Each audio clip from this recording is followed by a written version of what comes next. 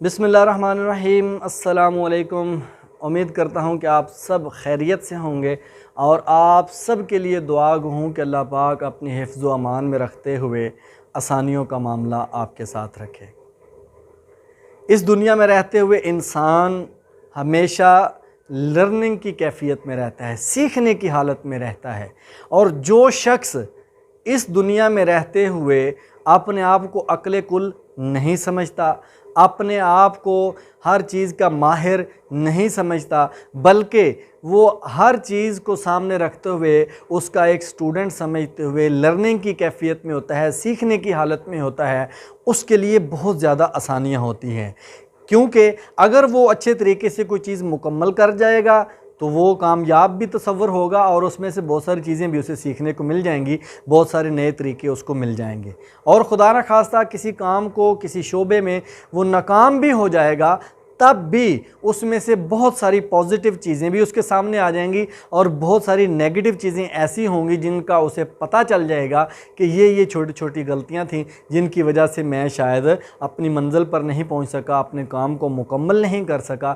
यानी वो नेगेटिव चीज़ों को भी जो है वो अपने सामने रख कर सीखने के काबिल हो जाएगा और पॉजिटिव चीज़ों को भी वो सीखने के काबिल रहता है। ये उसी सूरत में मुमकिन है जब इंसान लर्निंग की स्टेज में रहता है। और लर्निंग की स्टेज में रहने वाला बंदा, सीखने की हालत में रहने वाला बंदा और इस जहन वाला बंदा हमेशा जो है वो कामयाबी की तरफ ही गामज़न रहता है। क्योंकि अगर वो जीत गया, कामयाब हो गया, वो तो कामयाब है ही। अगर वो हार गया या जो है नाकाम हो गया तो भी वो यही समझता है कि मैं नाकाम नहीं हुआ बल्कि मैंने बहुत सारी चीज़ें सीख ली हैं, लिहाजा अब भी मैं जीता हुआ हूँ। तो इस चीज़ को देखने के लिए लर्निंग हाउ टू लर्न, ये सीखना कि हमें सीखना क्या है, सीखना कैसे है, किस अंदाज में सीखना है, ये बहुत ज़्यादा ज़रूरी है। देखिए, अगर आप बेसिक लर्नर हैं, बेसिक लर्निंग कर रहे हैं किसी भी चीज़ की, तो ये जहन में रखिएगा कि अपनी ज़ुबान में, उस ज़ुबान में सीखना, उस ज़ुबान में इल्म हासिल करना, उस चीज़ के बारे में जो आप सीखना चाह रहे हैं, जिस ज़ुबान को आप अच्छे तरीके से समझ सकते हैं। मिसाल के तौर पे आपको पंजाबी या उर्दू की बेहतरीन तरीके से समझ आ जाती है, लेकिन अगर आप थोड़े से पढ़े लिखे हैं और एक ऐसी एकेडमी में बैठ गए हैं या आपकी डिमांड यही है कि आपको अंग्रेज़ी में, फ़ारसी में या अरबी में या चाइनीज़ में किसी और ज़ुबान में आपको सिखाया जाए जिसकी आप अंडरस्टैंडिंग बहुत ज़्यादा नहीं रखते, थोड़ी बहुत रखते हैं, और शायद आप तसव्वुर कर रहे हैं कि एक तो उस लैंग्वेज में आपकी कॉम्पिटेंसी जो है डेवलप हो जाएगी, साथ ये जो चीज़ सीखना चाह रहा हूँ ये भी सीख जाऊँगा, तो ये आपकी खामख्याली है। ऐसा नहीं है।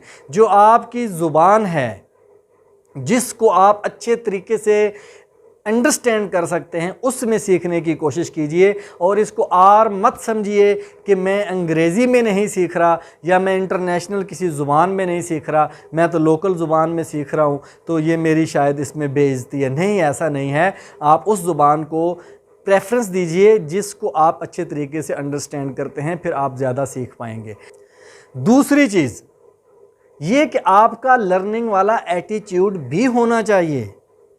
अगर आप किसी चीज़ को सीखने की कोशिश कर रहे हैं, आपके सामने कोई ऐसा शख्स आ गया है जिसके बारे में शायद आपने कोई बदगुमानी पाली हुई है, तो आप सोचकर बैठ जाएं ये मुझे क्या सिखाएगा, या वो उम्र में छोटा है तो आप बोलें ये कल का बच्चा मुझे क्या सिखाएगा, या कोई ऐसा शख्स जिसका शोबा कुछ और था लेकिन वो शायद इस चीज़ में एक्सपर्ट है, ये उसके पास जो है वो कॉम्पिटेंसी अच्छी है, जो स्किल अच्छी है, जो वो आप सीखना चाह रहे हैं तो वो सिखाने के लिए आ गया है, तो अब तब भी आप नहीं सीख सकते कि आप सोच लें कि भाई ये तो इसको तो पता ही नहीं है, इसका तो शोबा ही कुछ और है।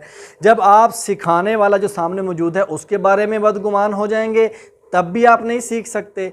या फिर अगर आप अपने बारे में बदगुमानी पाल लेते हैं कि यार मुझसे तो इस उम्र में नहीं सीखा जाएगा, मुझसे तो ये चीज़ नहीं सीखी जाएगी, मुझसे तो ये चीज़ नहीं सीखी जाएगी, यानी इस एटीट्यूड के साथ भी आप नहीं लर्न कर सकते, नहीं सीख सकते।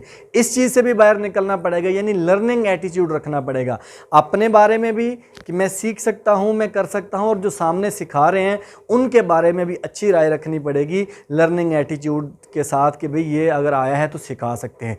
जब ये लर्निंग एटीट्यूड होगा और दूसरा हम ज़ुबान को या जो है तरीक़ाकार को उस लेवल पे अहमियत नहीं देंगे, हम चाहेंगे कि जहाँ से कुछ मिले तो हम जो है उसको सीखने की कोशिश करेंगे। तो आप किसी रिक्शा ड्राइवर के साथ अगर सफ़र कर रहे हैं, बैठे हैं, तो वहाँ से भी आप बहुत कुछ सीख सकते हैं।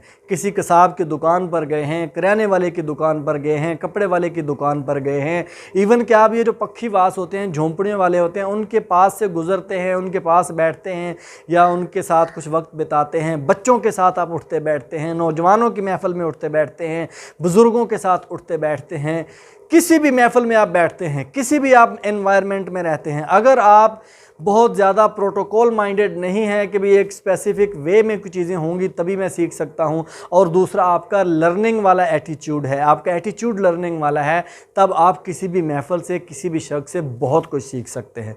और जब आप इस लेवल पर हैं कि आप हर जगह से सीखते हैं, कुछ ना कुछ आपको लर्निंग हासिल होती है, तो सीखने वाली जो कैफ़ियत है उसी हालत में आप रहेंगे। जब उसी हालत में रहेंगे तो इस दुनिया में इंशाल्लाह बहुत तेज़ी से हर चीज़ में तरक्की करते जाएंगे, कामयाबी हासिल करते जाएंगे और आप मज़ीद जो है आगे बढ़ते जाएंगे। अदरवाइज़ जो है आप जो है स्टक होकर रुक जाएंगे, मेंटली तौर पर भी और फाइनेंशियली तौर पर भी मसाइल का शिकार हो जाएंगे। बहुत बुरी तरह से इस सोसाइटी में, इस मुआशरे में आप फंस सकते हैं अगर आपने अपने आप को लर्निंग की कैफ़ियत में ना रखा। तो लर्निंग की कैफ़ियत में रखने के लिए सबसे बड़ी चीज़ हमने ये सीखनी है कि हमने सीखना कैसे है। ज़ुबान को अहमियत नहीं देनी, कि हमने प्रोटोकॉल को अहमियत नहीं देनी, हमने जो है वो दूसरों के बारे में बदगुमान नहीं होना, अपने बारे में बदगुमान नहीं होना, लर्निंग एटीट्यूड रखना है और लगातार फिर इसी सूरत हाल में रहना है, कैफियत में रहना है कि मैंने तो हमेशा सीखना ही है। आप अपने आप को माहिर मानकर, अक्ल कुल इल्म कुल मान कर ना बैठ जाएं, बल्कि लगातार इसको एक कंटिन्यू प्रोसेस समझते हुए सीखने को आगे बढ़ते जाएं। इंशाल्लाह आसानियाँ ही आसानियाँ होंगी। Thank you very much.